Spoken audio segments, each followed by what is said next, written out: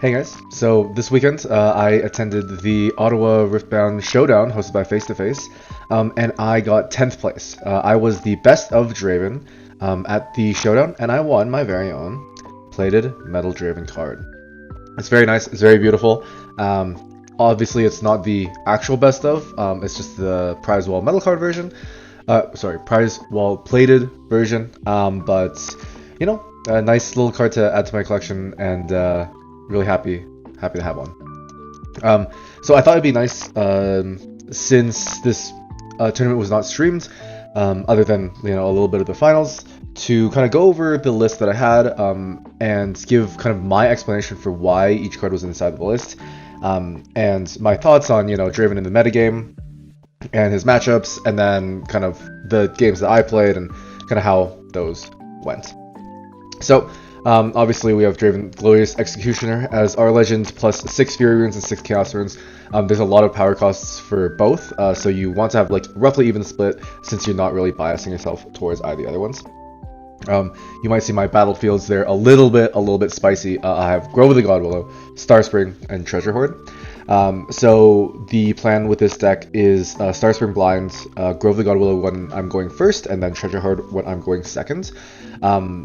These battlefields will probably not stay. There is one change that I'm thinking about making. Treasure Hoard is probably being cut. Treasure Hoard is probably being cut for something like Windswept Hillock is probably the change that... So the two options that I'm thinking about that I will probably change it to is Targon's Peak or Windswept Hillock. Targon's Peak is like kind of fine when you're going seconds, since your opponent has to choose about whether or not they want to go into Targon's or they're going first battlefield. Most of the time they're going to go there. Going first battlefield, meaning that you're likely to be able to get onto Targon's Peak and fully develop your 5 energy, and then still be able to hold up 2 energy to protect the unit that walks onto Targon's Peak. So that's kind of the idea with Targon's. Windswept, this deck is like very hold heavy, as you might be able to note by the growth, but yeah, it just lets you develop and regain tempo by stacking onto Windswept and then being able to gank over to the other battlefield and establish control on both battlefields. So that's what I'm thinking. Starspring is a really good battlefield in this deck. There is not a lot of ambush. I don't think there's any ambush inside of the deck, but you have a lot of hidden units, which is really nice. So Starspring is able to be utilized by the 2-drops extremely well in this deck. So the 2-drops, which I'll get to, either generate value or help with Starspring. So I'll get over that once we go through the 2-drops. And lastly, we have Grove of the Godwillow. So Grove of the Godwillow is not a battlefield that I think Draven utilizes better than other legends. I think Grove is obviously better suited in decks like Master Yi or like Set or like dedicated hold decks, like Shen, nonsense like that, Ari, whatever. But there is a reason that I've chosen Grove. First, Grove as a going first battlefield is very strong. With Draven, what it does is it encourages your opponent to interact with you on the battlefields. A lot of times, your opponents are allowed to develop or just like walk onto their battlefield and kind of stabilize off of only getting 1 point per turn. Like if I go onto one battlefield and my opponent goes onto the other battlefield and we hold for like basically the entire game, the game lasts a really long time. The game ends on like turn 9 or something like that, turn 8, turn 9, something like that. And it gives your opponents multiple turns to be able to try and break the battlefield, and there are certain cards that are able to break battlefields very easily. Something like Camel is really good at breaking battlefields. So depending on the matchups, if you stack on one battlefield, you risk getting outvalued by your opponent and getting completely blown out because it's hard to defend in this game. It's easy to attack, it's hard to defend. So the game plan of like sitting on one battlefield forever and giving your opponent time to stabilize is a difficult game plan to kind of enact. Grove of Godwillow, what it does is it encourages your opponent to walk into you, because what you can do if you sit on Grove of Godwillow and they sit on their going second battlefield, you will just have infinite cards and you'll be able to reinforce this battlefield with infinite might, essentially, and then also develop units on board. As long as you don't recycle too many cards, you have infinite card advantage. So Grove is really good. So number 1, Grove helps or encourages your opponent to interact with you on the board. Number 2, what it does is it helps fix a lot of your bad matchups. What Draven suffers from is specific matchups. Some matchups don't interact with you on the board. Things like Aurora, things like Pack Ezreal, and then occasionally like Control Cannon or other mid-range Cannon variants don't really interact with you on the board, especially in the early game.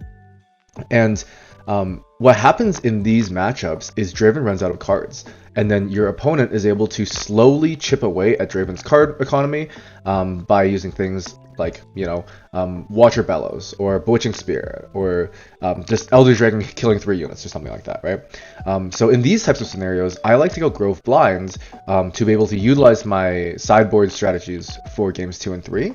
And then the Grove Blind, since I know that they're not going to be able to really interact with me, I can try to leverage that, the really, really strong battlefield I'm going to be able to guarantee that I get onto, to be able to try and win that game. Because winning game 1 is very, very important against these control matchups. Because these matchups suck for Draven. These matchups are really, really bad for Draven. So you just need to do anything to be able to try and fix these matchups for Draven. So that's the idea around Grove of the Godwall. It's like a very, very strange battlefields, but for like you'll lead it going blind into like Ezreal, like if your opponent presents Ezreal or like Sivir or like Jace or something like that, you just like go Grove Blind, and then try to leverage Starspring and Treasure Hoard on your games 2 and 3. The Treasure Hoard game is like very, very weak, so you really, really want to win the Grove game and then win the Starspring game, essentially like that. Yeah, so that's the battlefields. All right, so what's the actual list? Here's the actual list. So Draven Showboat as our chosen champion. We have 1 Blood Rush, 1 Gust, 3 stack decks. So this is all like relatively standard. For the 2-drops, I have 9 2-drops. I really hate missing 2-drops, even though I missed most of my 2-drops going on my Grove games, but that's all right. So I have 3 Evelyns, 3 Tide Turner, and 3 Treasure Hunter. This is the 2-drop package. I really, really, really think that 3 Tide Turner is like obviously necessary. And then you look at other Draven lists, and they are running any 2-drop. There are infinite 2-drops in red and purple that are valuable and have their own niches inside of the Draven deck. And I think they're all good. Don't get me wrong, I think they're all good. Overzealous Fan was built for Draven. I think it's a great card, but it like gets, the only times you see it use its ability is when it's getting blown out, which like makes it feel really bad to run. Pouty Poro is like a great 2-drop that is just like a generic stat stick, which is like fine. The Deflect helps with some of your lesser matchups, things like Pack Ezreal. Like Pouty Poro like really, really taxes Pack Ezreal. It can even tax like Aurora and stuff like that. So Pouty Poro I think is like a great option. There is like the Shadow Warrior Disciple, the 2-mana 2/2 that like when it moves it burns 1 and gets +1. It's like basically a Daring Poro in purple. It's like quite good because that means that you can always contest with your opponents when they are trying to, if they're going first and you like play Shadow Warrior Disciple, you can always try to like eat the 2-drop and get like a free draw out of it, which is fine. I think Gust Monk is good. Gust Monk has Graveyard Hate. Gust Monk has Graveyard Hate. And the Assault 2 is nice, meaning it's like never like useless. You can always like Gust Monk to try and eat over other things in the later game. It's basically like a Blood Rush if you think about it. So, and then what else is there? I think there's like Traveling Merchant, which is like fine. So yeah, like this color combination has so many 2-drops that are good, right? So why did I go with my decisions? Okay, so what are Draven's strengths? Draven is theoretically able to draw a lot of cards. Second, he's able to generate a lot of might. And third, he like draws cards from winning combat. All right.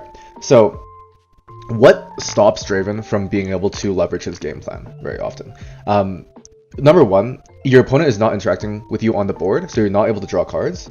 Number 2, you run out of runes. Draven is extremely power hungry.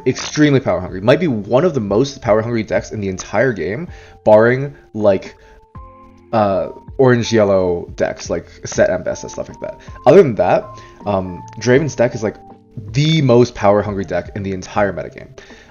So these two.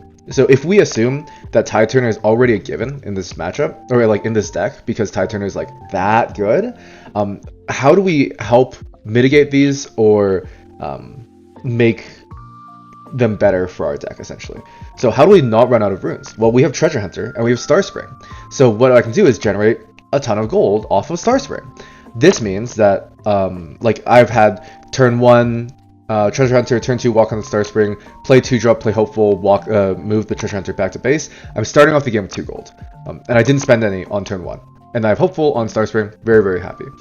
You can also do nonsense like walk Treasure Hunter onto Star Spring, play a 2-drop onto Star Spring, bounce it back, and then Tide Turner it back on to generate 3 gold. But then you probably die, which doesn't suck, or which isn't good. But that's why I really like Treasure Hunter. Every time I tell somebody that I'm running Treasure Hunter in my deck, they ask, what happens when you draw Treasure Hunter and it's not turn 1? I hate my life. Alright, so it's like a thing that you need to be aware of, where your 2-drops, generally speaking, you're either happy to play them on turn 1, or they give you value when you're not drawing them on turn 1. So things like Tide Turn and Evelyn are vanilla 2-drops. If you play them turn 1, they're doing absolutely nothing. And if you draw Treasure Hunter any later than turn 2, it is doing absolutely nothing for you for the entire game. If you look at something like Gust Monk falls into the first category, where it's just a vanilla 2-drop that doesn't do anything when you play it. And something like Shadow Order Disciple is something that you're happy to play turn 1, and it's like kind of useless for the rest of the game. Other than like it being 3 might, which is, fine, but like 3 might. So if I were to go like 3 Evelyn, 3 Tide Turner, 3 Gust Monk, what happens is you don't have turn 1 plays that you're actually happy to see. Like, I want to look at my opening hand and be like, okay, I'm actually like, I'm looking for this card specifically. If I'm going second and I have a stack deck, this is the card that I'm looking for. So having a 2-drop like that, I think is very, very valuable, because you're able to like snowball your lead from the very start of the game. If you're just like playing honest Riftbounds and playing a 2-drop that doesn't fucking do anything, you're probably not going to be able to generate that much advantage, and Draven does want to snowball his advantage when he can. So that's why I'm running Treasure Hunter. Alright, what's the second weakness of Draven? When your opponents don't interact with you on the board.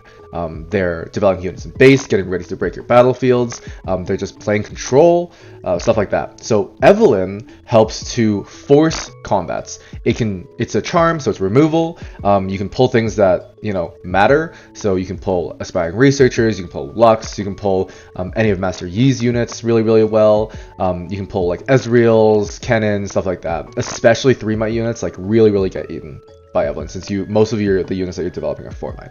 So why am I on 3? Because I'm on Star Spring. Star Spring makes Evelyn really, really good, and same with Tide Turner. The reason Star Spring is so good in this deck, obviously because of Treasure Hunter, but also you can do things like, if I'm going first on Star Spring, I'll play Treasure Hunter. This is like the goal. Treasure Hunter turn 1.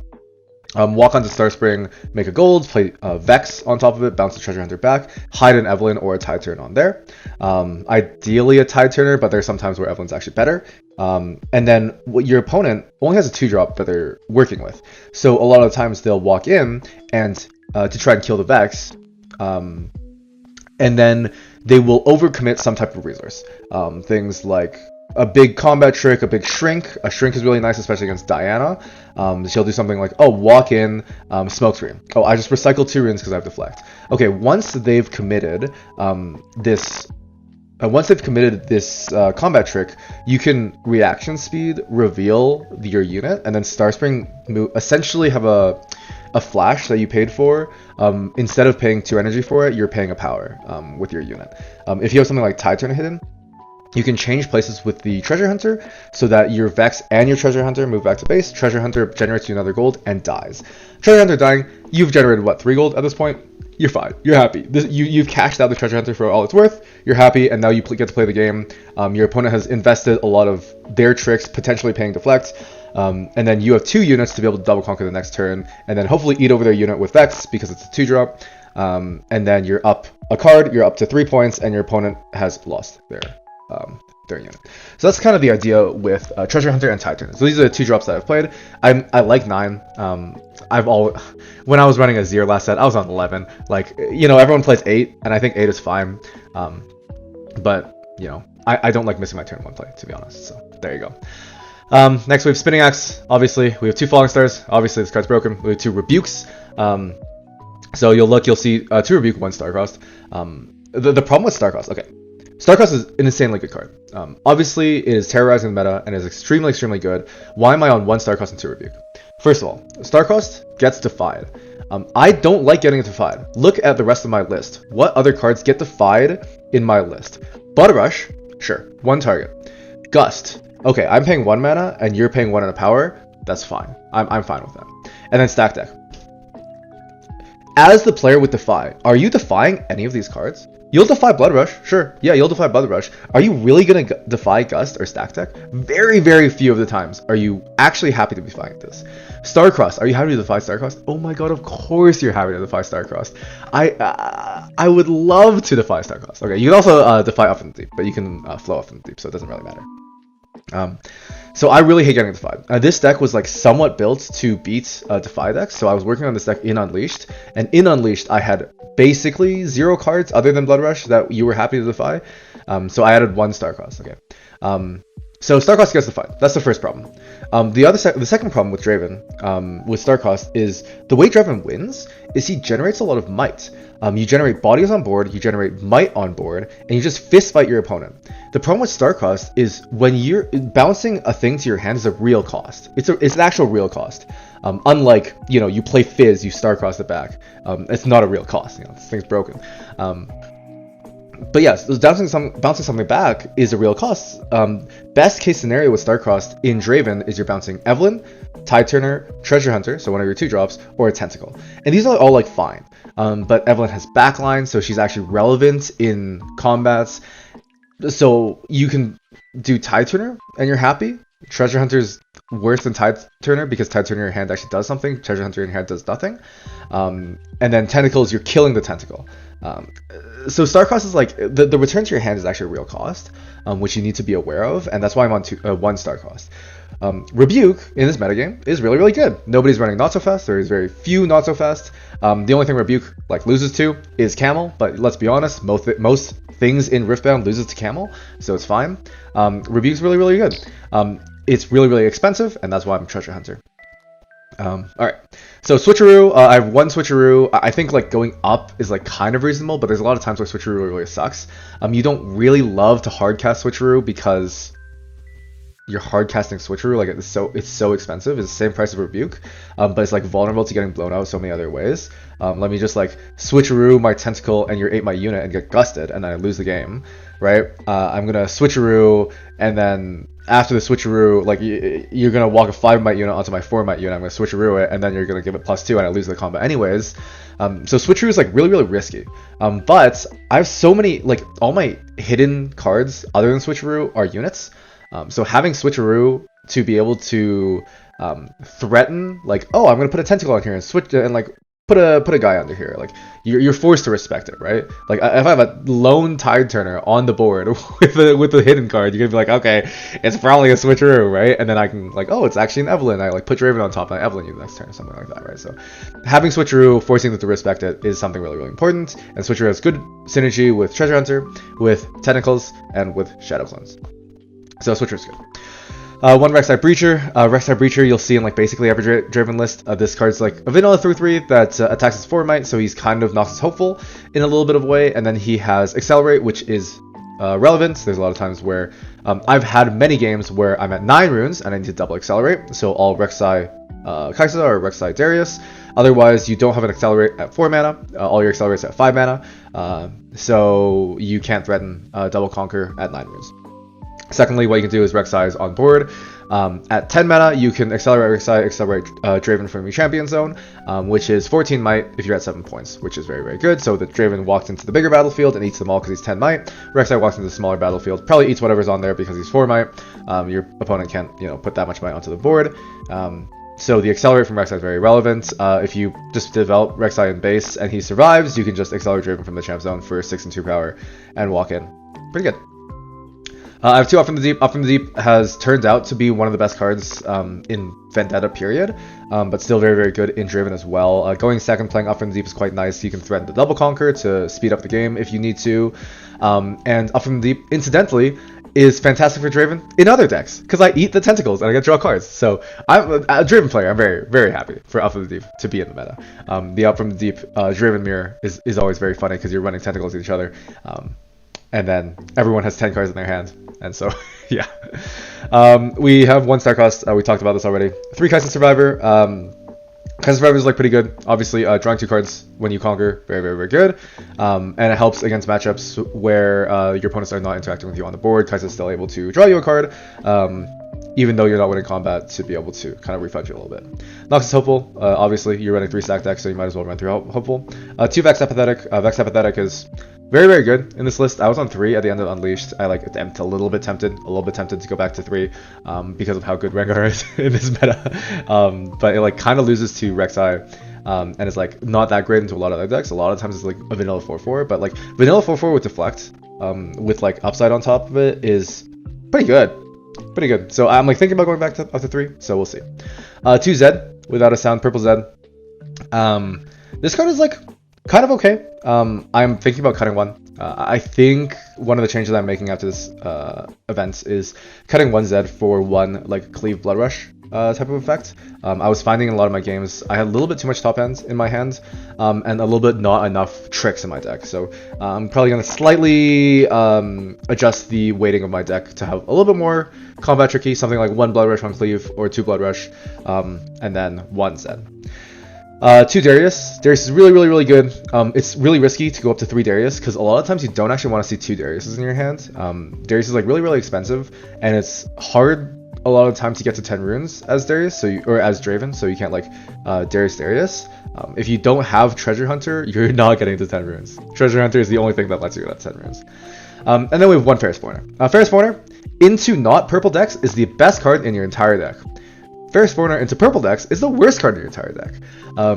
So I have 1 in the main to be able to kind of make my non-purple matchups feel better, but a lot of the non-purple matchups actually interact with you on the board, so you don't actually need the Ferris Spawner to be able to win those games. Ferris Spawner just helps a lot into those games, because when they interact with you on the board, you can actually draw cards, so it's fine.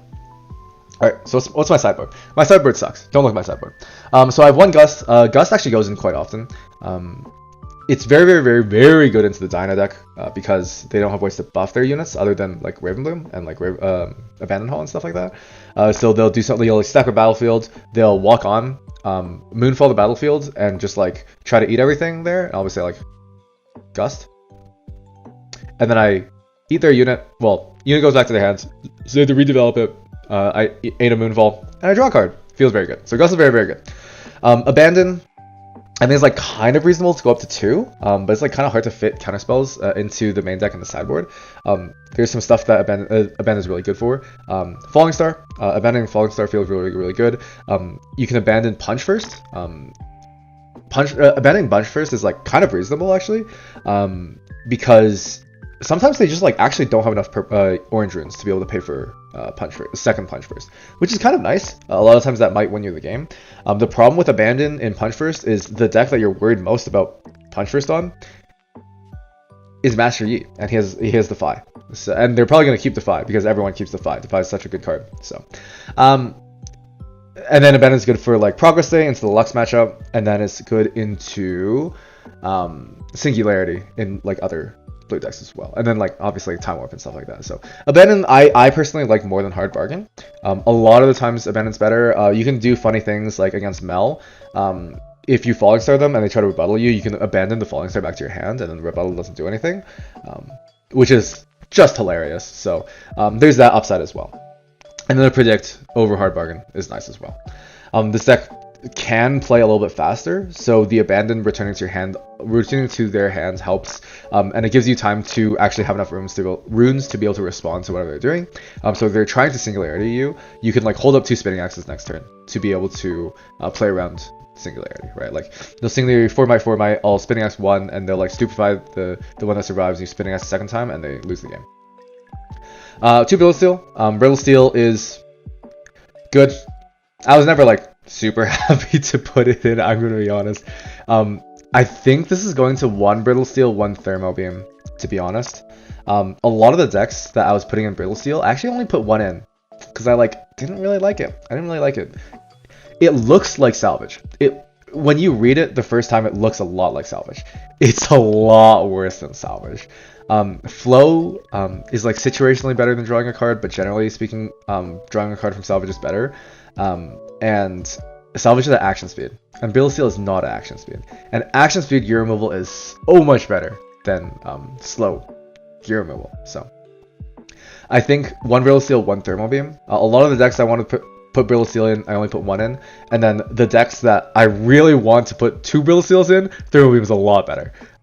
Because your kill, it's like against Azir, Jace, you can theoretically put into Irelia. I probably wouldn't put into the Irelia matchup because they don't rely on gear too much.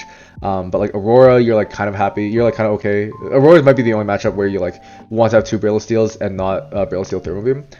But helping against the Azir matchup is nice. Even though that matchup's not that bad, but it helps. Boost of Swiftness, this is a little bit spicy. Boost of Swiftness, you might be wondering what matchups does Boost of Swiftness go into. Most matchups, basically all matchups. The reason it was in the main board, but that's when I wasn't running Starspring as my blind battlefield. So now what I do is I play Starspring going blind, then Boost of Swiftness comes in for games 2 and 3. Basically always for games 2 and 3. It's very good. You ever play a Draven Showboat that has an axe on it, and also has a Boost of Swiftness on it? You're basically Irelia at this point, except you don't need to play pump spells. You're just 15 might, and you just walk around. It's really, really good. This deck likes to be able to hold onto battlefields. This deck does play a little bit slower. The way Draven wins is he leverages his card advantage. So you do want games to go a little bit longer. So what happens is you stay on one battlefield and just try to slow the game down against decks that are stronger than you in the early game. Slow the game down. Okay, I've invested a lot of units onto this battlefield. Alright, what am I supposed to do now? I'm already behind on points because this deck's faster than me. Oh, I'll play Boost of Swiftness. Attach non-Ferrous Warner. Walk onto the battlefield. It dies. It trades into a bunch of stuff. Creates 2 mechs. Oh, I'm going to re-equip Boost of Swiftness onto the other unit that I have on the battlefield. I'm going to walk in. I'm going to eat everything. I'm going to score. I'm going to draw. I'm going to feel really, really good. They can remove it the next turn. It's like fine if they remove it the next turn because that means they're not removing an axe. Just another target for gear removal. The only time Boost of Swiftness is bad is when they have Riftbound Prefect. But if they Riftbound Prefect and they eat your boots, at least your axe is free. Alright, so I have one Riftbound Prefect. This card sucks. I hate this card. I don't think I've had this card ever be relevant. I think I want to cut this card. I'm not 100% sure. If Aurora ends up being a little bit bigger in the meta, Riftbound Prefect is very, very, very good. If Jace Aurora is relevant in the meta, then Riftbound Prefect is very, very good. And that's like the only time it's good. You can play into Kennen and eat the last rites theoretically, hopefully, but it gets killed by most things. It gets eaten, so you can't walk onto a point ever, which kind of sucks. If they play the last rites and then you draw Riftbound Prefect from like for the turn, like I've played against Kennen and he played double last rites, and I drew Riftbound Prefect off the top. What am I supposed to do now? This thing's so useless. So yeah, I think at that point I'd just rather have Thermal Beam. I can kill their seals as well and then kill the last rites. I'd rather just do that. So. Yeah, I'm probably cutting Riftbound Prefect. I don't know what's going in for it. Maybe like Ride the Wind or something. Because Ride the Wind's Boost of Swiftness is really funny. One Invert Timeline is really good into the control matchups. So Aurora, it can be good into if you Soul Read that they have Aurora in hand. It's good into Pack Azrael. It's good into Lux. Basically everything that doesn't interact with you, Invert Timeline is very good. Draven Audacious is the same thing as Invert Timeline. Well, sorry, not the same thing, but it's like for the same games that Invert Timeline goes into. What does Draven lose to? Draven loses to a control deck getting disgusting and stopping you from being able to play the game. Okay, how do I solve this? Okay, Draven Audacious costs 1 more than Showboat, but he's going to be more might. Draven Showboat, when you're playing him on curve, well not on curve, but into control matchups, when you're playing Draven Showboat, you're at like 1 to 2 points. You're getting cooked. You're dead. Most of the time. Sometimes you'll be able to play Draven Showboat, and he'll be like 6 might or like 8 might or something. He gets star crossed in those matchups anyways. Like it doesn't even matter. You know, he just dies. Okay, what does Draven Audacious give you? Okay, he's a deflect unit. He at the bare minimum, he's a deflect unit. I'm also running 3 Evelyn in the main board. So I can play Draven into base. Next turn, walk him onto a point, score and protect him because I have runes up, and then I can develop hide Evelyn. And then most control decks still develop bodies. They just sit them in base, right? So something like Ezreal sits in base. You know, Kennen can sit in base. Lux, Crown Guard, Aspiring Researchers, or whatever. Stuff like that. They just sit in base. Okay, I'll charm them into my Draven. I will speed up the game by 1 point, which is usually relevant because usually the point tempo works as 1, 3, 5, 7, 8. So if you're able to 1, 3 and then go up to 4 because of Draven, you can 6, 8 them, and then it speeds up by a full turn.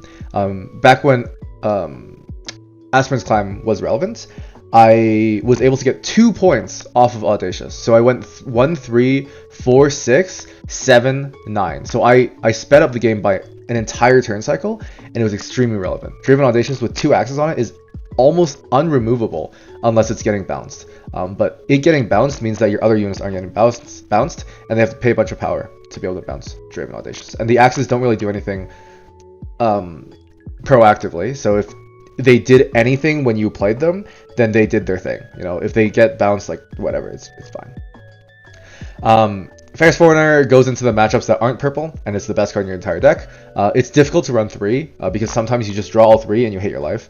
2 is fine. You can theoretically go to a second Ferris in the main board or in the sideboard. I wouldn't hate you for it, but I would probably stay at 1 Ferris in the main. And then last card in the sideboard, I have Baron Nashor. Is good for the same reasons that Purple Draven and Invert Timelines are good, which is it helps speed up the point tempo. It is difficult to kill against Pack Ezreal, and you can just 5 to 8 somebody and they'll lose. They think they have 1 more turn and you can Baron them and they'll lose. So that's the reason you would run Baron as well. Alright, so that's the full list. Alright, so how long have I been going on? I've been going for 30 minutes to talk about this list. So hopefully that covers most of the questions, or covers most of the thought process for how this list functions and like why I've made the decisions that I've made. If you have any questions for why I haven't included certain cards, let me know.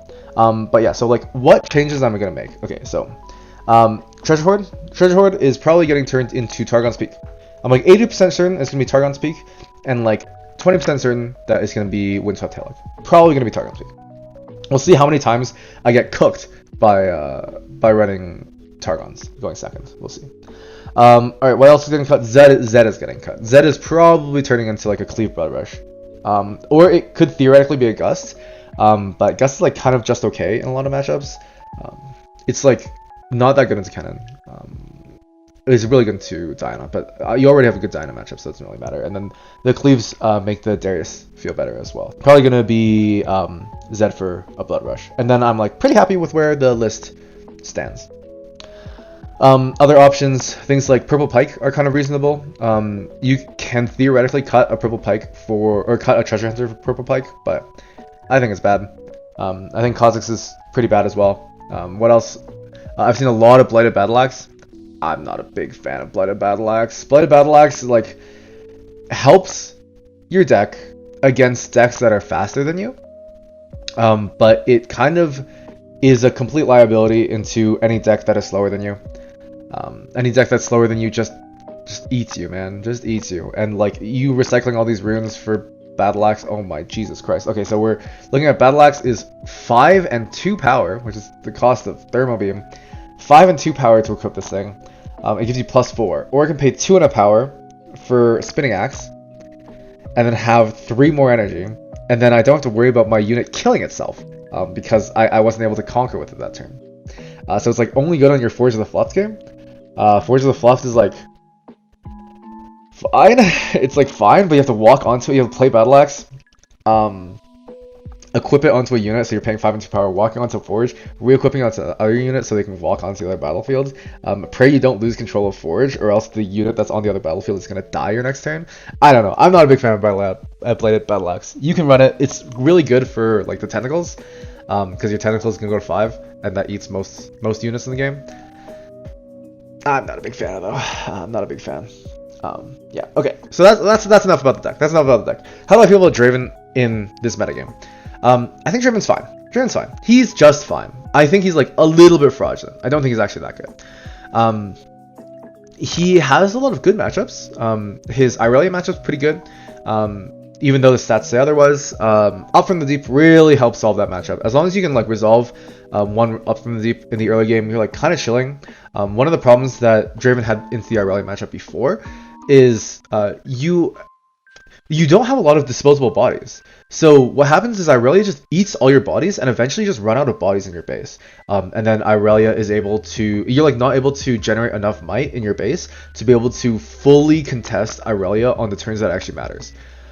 So what Up from the Deep does is it helps, number one, it like lures your opponent onto the point. So they can't just like sit back and do nothing, right? Like they can't like, oh, I'm gonna play 2-drop. Okay, I'm gonna play Up from the Deep. Okay, what are you gonna do now? Are you gonna let me 2-4-6-8 you? I'm like, assuming I'm going second, right? Are you gonna let me 2-4-6-8 you, or are you gonna actually walk onto the board? If you walk onto the board, now I can draw cards. What I think personally, I think scary in Irelia is when they just like don't interact with me, and then they play Irelia and they hold up 2 not so fast in their hand. If they run not so fast, right? That's like the nightmare scenario because I'm gonna rebuke it, they're gonna not so fast me, and then I'm gonna rebuke it and they're gonna not so fast me. I'm gonna lose the game because I recycled 6 runs. So Up from the Deep helps solve that matchup. So he has a decent Irelia matchup. I think it's like fine. I think it's like 55-45, maybe 60-40 if you have 2 Up from the Deeps and you actually draw them. He has a good Diana matchup. He has a great Diana matchup. Falling Star murders that deck. Gust murders that deck. And you're able to generate a shit ton of might. And you just walk on, you kill them. And Diana likes interacting with you on the board. They run Flash, you eat Flash. Eat Flash gives you a card. So your Diana matchup's great. Okay. How's your Azir matchup? It's kind of alright. Your Azir matchup is mostly good. Azir interacts with you on the board. He has disposable bodies, which means the general Azir game plan is to leave bodies on board and then develop units in base. What that means is Draven gets to draw cards. If Draven's allowed to draw cards, most of the time you're fine. When does Azir get sketchy? Azir gets sketchy when he plays Arise and generates 20 might off of the Arise. Alright, that's sketchy. That's really, really, really bad. So that's kind of why I want to put Thermo Beam in the sideboard, because that just like 100% murders Azir. I played Azir in Vancouver, and the only decks I lost to, Thermo Beam is me. I lost to Kaisa, Jin, and Annie. Those are the only decks I lost to in Vancouver. So I want to run a Thermo Beam. I hate these Azir players. I was one of them. So your Azir matchup's mostly fine. Mostly fine. I think it's Draven favorite 60-40. If you have Thermo Beam in the sideboard, it maybe goes up to like 65. Something like that. Alright, so how's the Kennen matchup? Oh god. The thing with the Kennen matchup is you have no agency in this matchup, essentially. You essentially have 0 agency in this matchup. If your opponent high rolls you, so one of my losses, I went 9-2 at the Showdown. My losses were to the number 2 player, the Kennen, and number 3 player, the Rek'Sai. Those are the only 2 losses I had in Swiss. I got 2-0'd by the Kennen player, and it was disgusting. He high rolled me pretty hard both games. Game 1, like I lost his die roll, whatever. Game 1, he like develops a 2-drop, and then turn 2, he plays Seal, Kennen, Lightning Rush. And I got cooked by that. And there's not really a ton you can do, right? Like by turn 3, he has 2 Rosses and a Nocturne on board. Draven, generates a lot of might, but it doesn't generate that much might. The way you need to attempt to win this matchup is, number 1, pray that your opponent draws 1 Nocturne. If your opponent draws 1 Nocturne and is only able to develop like maybe 1 Nocturne during the course of the game, you're like kind of chilling. The problem is when they're developing multiple Nocturnes and multiple Rosses. Because you can deal, like there's a certain like threshold of might, and you can assume that the Rasa is always going to end up on board, right? Like if they're Lightning Rush and they see 1 Rasa and 2 nonsense cards, they're going to take the Rasa and just bin the other cards most of the time, or they're going to shovel and pick up the Rasa, right? So these Rasas are going to end up on the board. It's the Nocturnes that are like 50-50 on whether or not they hit the board or not. So if your opponent draws 1 to 2 Nocturnes, you win the game. If they see Nocturne in the opening hand and they have to mulligan it, you're like probably fine. The other option is Kennen is actually not card positive unless Kennen Champion is conquering, because then you're able to flow your stack deck and there's a +1 in cards. So my game 1, the game plan was, okay, I'm gonna eat his 2-drop and then I'm gonna Falling Star the Kennen. I'm gonna go down to 2 runes and pray that he isn't able to generate a board after this, and his hand just sucks. It didn't, and he was able to develop a bunch of units, but that's like one of your win conditions is a Kennen opponent runs out of cards and has a hand full of like garbage, right? Like the hand is like Ride the Wind, Flash 2-drop or something like that, and this is the entire hands. That's the goal essentially. That's the prayer. The Kennen matchup, I think on average is slightly Draven unfavored. Draven did fine into the Miracle decks in Spearforged, but this is when he had access to Fight or Flight. and they were like a little bit slower than Kennen. Kennen gets onto the board a little bit faster because he's able to like turn 2 Rasa you. Like you can do some nonsense with that deck. Turn 2 Rasa is like actually kind of normal in that deck. You can beat 1 Rasa. It's really hard to beat multiple Rasas. So the Kennen matchup I think is like slightly unfavored for Draven. I think it's maybe 45-55, maybe 40-60 for Draven. It's like a little bit suspect. You could reasonably put Thermal Beam into the matchup. Stuff like that. What other decks are there? Master Yi, your Master Yi matchup's like kind of 50-50. It's like slightly out of your favor if your Master Yi like draws correctly, but sometimes they don't draw correctly. You just need to know how to navigate the matchup so you aren't getting blown out too hard. The turn 2 Rengar is really, really scary, but you need to like, if you're able to kill the Rengar, the turn it comes down if he plays it on turn 2, which is like a really risky time to play it. If you're able to kill it, you're actually in a really, really good spot because it's very rare that they draw 2 Rengars in like their opening hand, and are able to also hold up like combat tricks and stuff, right? So if you just like get high rolled by Master Yi and he has like 2 Rengars and 2 Punch Fists in the top 15 cards, you just lose the game. But like the average Master Yi draw, you're like kind of okay. If you're able to like draw 2 axes and put it on a unit that's relevant, it's like pretty difficult for the Master Yi player to be able to beat over it. So it'll be something like, oh, I'm going to develop Kai'Sa in base. I'm going to walk in axe and hold up Rebuke. And if they like, you'll like walk an axe and this will be like 7-6 because it's on Master Yi Champion or something like that. They're like on guard, you'll like axe again. And then so it's 10-7. They'll need to like pump, or they'll need to punch first, and once they invest the punch first, you just rebuke them, and then they lose the game because they've used too many combat tricks and didn't get anything off of it. You're at like 0 runes, but you have a 10 might unit. It's really, really hard for Master Yi to be able to get over that 10 might unit unless they have exactly Rengar punch first, but they are already recycle a bunch of runes and use the punch first and stuff like that. So that's kind of the way you navigate the matchup. You can't really respect everything they have. I beat I played 1 Master Yi in the Swiss and I beat him, but game 1 was extremely sketchy. I lost to most cards that he owned, and then he didn't draw any of them, and I was okay. He had 5 cards in his hand and wasn't able to draw any of the cards that mattered. So the matchup's like kind of 50-50, maybe Draven favored, but it's pretty sketchy. It's pretty sketchy. What other matchups are there? What other matchups are relevant? Nasus, that matchup is like super free. The Rebuke kills Nasus, and you're able to actually put Draven Showboat onto the board. Draven Showboat is like most of the time going to be at least an 8, and you got Draven Showboat to a 10 with a Spinning Axe onto him. Like, it's really difficult for Nasus to do anything. Really, really difficult for Nasus to do anything. What else? What other decks are there? This site is not loading. What else is Rek'Sai? Your Rek'Sai matchup is like a little bit sketchy. A little bit sketchy. I did lose to a Rek'Sai, but I did beat a Rek'Sai as well. The Rek'Sai matchup, you do need to pray that they don't draw super well. It depends on their build. If they're running Vi, it's like kind of hard to deal with because Vi makes the breakpoints really awkward. Lots of the times you're going to be on a battlefield with 4 might unit and Forerunner. And Vi will eat the Forerunner, and then your 4-drop will not be able to beat into the Vi. So Vi makes that matchup pretty hard.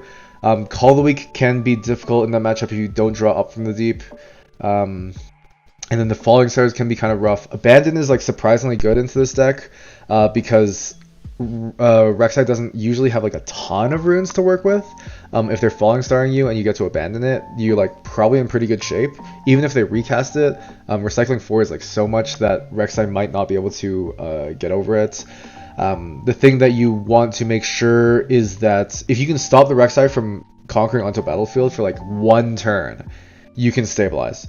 The problem is if he like 1, 3, 5, 7 ace you, it's like really hard to stop it. Really hard. So and if he's going seconds and he plays Manufacturer going first, and you have Treasure Hunter, you like kind of hate your life because they can 2, 4, 6, 8 you, and you probably lose that game. Yeah. So Rek'Sai is like kind of sketchy.